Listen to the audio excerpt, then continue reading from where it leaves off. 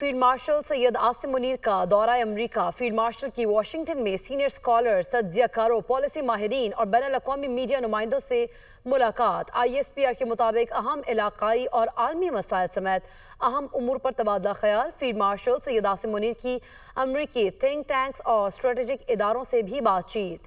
Field marshal Syed Asim Munir ने पाकिस्तान के इलाकाई और बैनुल अक़वामी उमूर पर रोशनी डाली। फील्ड मार्शल ने मार्का हक और ऑपरेशन बुनियानुम मरसूस की तफसीलात और तज्जिये पर रोशनी डाली। फील्ड मार्शल ने दहशत गर्दी के हवाले से पाकिस्तान का मौक़िफ़ बयान किया। फील्ड मार्शल ने इलाकाई अनासर के हाइब्रिड वॉरफेयर के तहत दहशत गर्दी की सरपरस्ती करने वाले मनफी किरदार का जिक्र किया।